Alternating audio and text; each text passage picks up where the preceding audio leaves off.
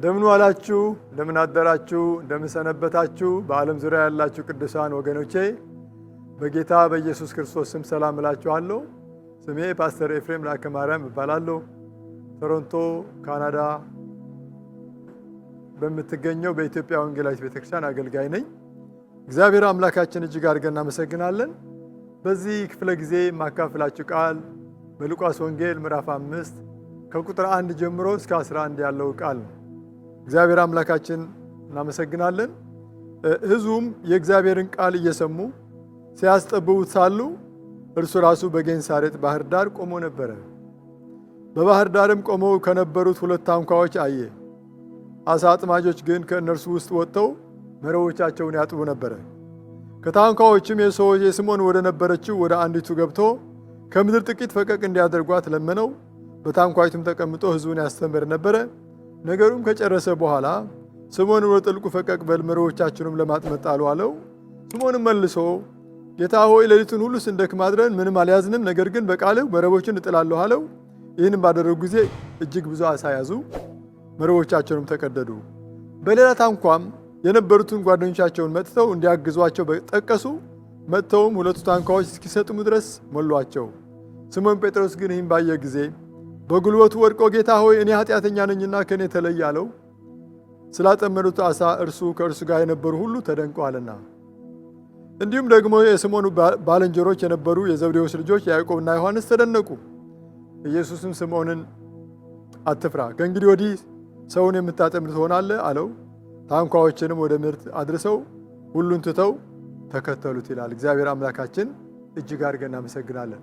የዚህ መልእክት ርዕስ ከባዶነት ወደ ሙሉነት ይላል። ባዶ ነበረ ታንኳው። አሁን በዓሣ መረቦቹ ባዶ ነበሩ፣ እስኪቀደዱ ድረስ ዓሣ ሞሉ። ጴጥሮስ ባዶ ነበረ፣ ጓደኞቹም ባዶ ነበሩ። አሁን ግን ሊሸከሙት የማይችሉት በረከት ወደ ሕይወታቸው እንደመጣ እንመለከታለን።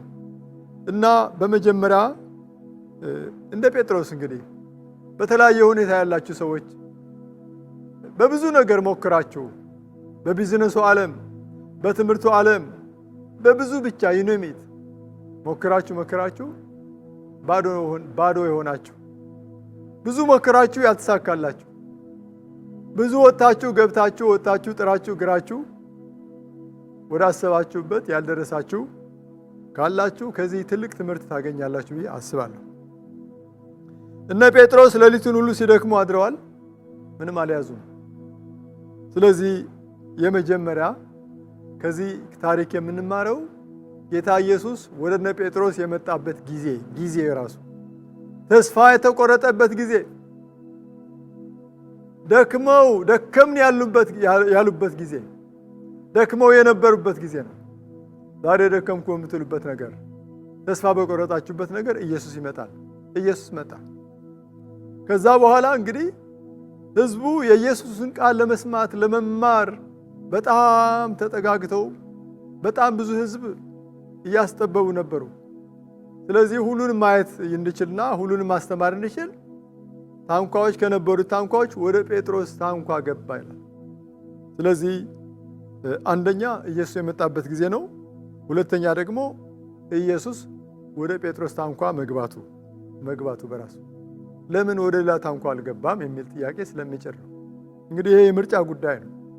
ምርጫ የእግዚአብሔር ምርጫ ነው። ለምን ኢየሱስ እንዳውቅ አደረገኝ? ለምን ኢየሱስ ወደ ሕይወት የገባ? ብዙ የተማሩ ሰዎች አሉ፣ ብዙ እውቀት ያላቸው፣ ብዙ ጥበብ ያላቸው፣ ብዙ ሀብት ያላቸው በዓለም አሉ። ለምን ወደ እነሱ አልገባም? ለምን ወደ ሕይወት የገባ ብለን ብንጠይቅ በቃ የሱ ምርጫ ነው። መረጠ። ምን ታደርጋለህ? እስራኤል እንደመረጣቸው እግዚአብሔር ይናገራል። መዝሙረ ዳዊት 47 ቁጥር 4 ላይ ለርስቱ እኛን መረጠን ብሎ ይናገራል። ለርስቱ እኛን መረጠን።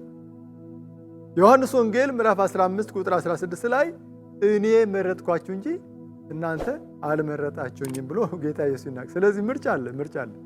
ኤፌሶን ምዕራፍ 1 ቁጥር 4 ላይ ዓለም ሳይፈጠር በፊቱ ቅዱሳንና ነውር የሌለን እንሆን ዘንድ በፍቅር እንሆን ዘንድ በክርስቶስ መረጠን ብሎ ይናገራል። ስለዚህ ምርጫ እንዳለ ማወቅ።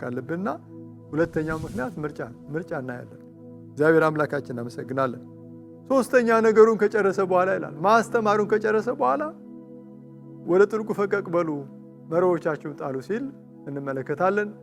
እና ነገሩ ሲጨርስ ጌታ ኢየሱስ ክርስቶስ ተጠቅሞብህ ጌታ ኢየሱስ ክርስቶስ ተጠቅሞብሽ አገልግለሽው ባዶሽን አይተውሽም። ስለዚህ ታንኳይቱ ባዶ ነበረች። መረቦቻቸው እስኪቀደዱ ድረስ ብዙ ዓሣ እስኪይዙ ድረስ ኢየሱስ ክርስቶስ ስለገባ ኢየሱስ ክርስቶስ ከተጠቀመ በኋላ ባዶአቸውን አልተዋቸው። ስለዚህ አንተን ከተጠቀመ በኋላ ቤት ስትከፍትለት በበረከት ይሞላዋል። ሕይወት ስትሰጠው በበረከት ይሞላዋል። እግዚአብሔር አምላካችን እናመሰግናለን። አንድ ነገር ግን አለ እዚህ አራተኛ መታዘዝ የሚባል መታዘዝ። ምክንያቶቹ ሁሉ ልክ ናቸው። ጴጥሮስ ምክንያት ሰጠ። እምቢ ማለት እኮ ይችል ነበር። ጴጥሮስ እኔ እኮ ዓሣ የሚጠመድበት ሰዓት እኮ አውቃለሁ፣ እኔ ኤክስፐርት እኮ ነኝ።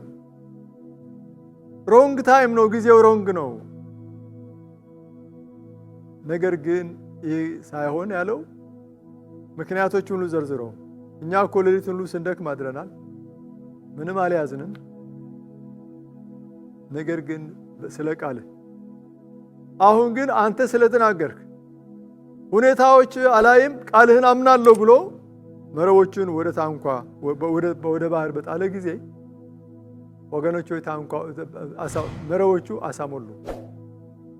ከዛ በኋላ በማዶ ስራ ፈተው ደግሞ መረቦች የሚያጥቡ ጓደኞች ነበሩ። እነሱን ሁሉ ጠራ። ሁሉም ተጋግዘው ሊሸከሙት የማይችሉት በረከት የዓሣ በረከት ሞሉ። ቁጥር 8 ላይ በጣም የሚያስገርም ነው። ጴጥሮስ ይህም ባየ ጊዜ በኢየሱስ ጉልበት ላይ ወድቆ ጌታ ሆይ እኔ ኃጢአተኛ ነኝና ከእኔ ተለይ አለው ብሎ ይናገራል። እና የመጀመሪያ ኢየሱስን ኢንካውንተር ስናደርገው ስንገናኘው ክብሩን ስናይ ተአምራቱን ስናይ ኃይሉን ስናይ የሚሆነው ራሳችን እናያለን። ኃጢአተኞች መሆናችን እናያለን። የማንረባ መሆናችን እናያለን። በእኛ ላይ ግን በእግዚአብሔር ምሕረት መብዛቱን እናያለን። ስለዚህ ሀምብል እንሆናለን። ወደ ኢየሱስ በተጠጋን ቁጥር ትሑታን እየሆንን እንሄዳለን እና ይህን እንመለከታለን። ሌሎቹ በዓሣ ይደነቁ ነበረ። ጴጥሮስ ግን በኢየሱስ በጉልበቱ ወድቆ በኢየሱስ ጉልበት ወገኖች ወይ ሆኖ እኔ ኃጢአተኛ ነኝና ከእኔ ተለይ አለ።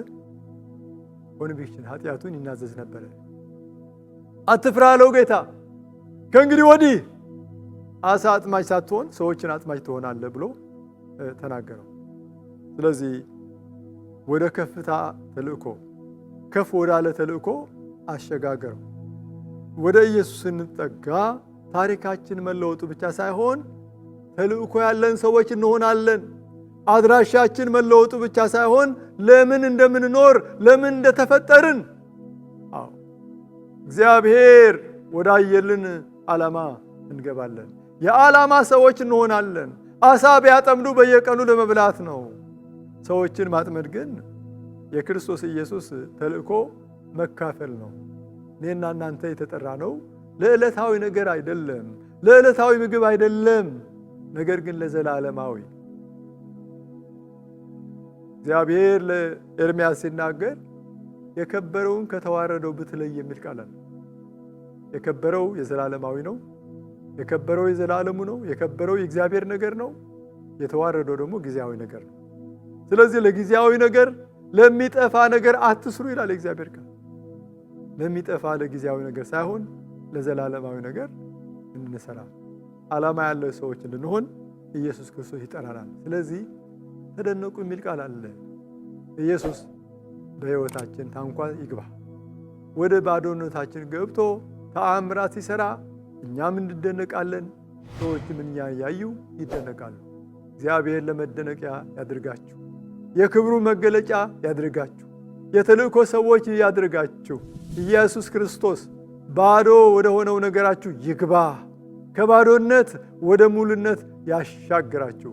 እግዚአብሔር አምላክ በጴጥሮስ ሕይወት ያደረገ በእያንዳንዳችሁ ታንኳ ይግባ። ጌታ ኢየሱስ ክርስቶስ ወደ አብያተ ክርስቲያናት ታንኳ ገብቶ በነፍሳት ይሙላው። ወደ አገልግሎታችሁ ታንኳ ገብቶ በነፍሳት ይሙላው። እግዚአብሔር ይባርካችሁ፣ ይጠብቃችሁ። እግዚአብሔር ፊቱን ያብራላችሁ፣ ይራራላችሁ። እግዚአብሔር ፊቱን ወደ እናንተ ያንሳ። ሰላምን ይስጣችሁ። አሜን።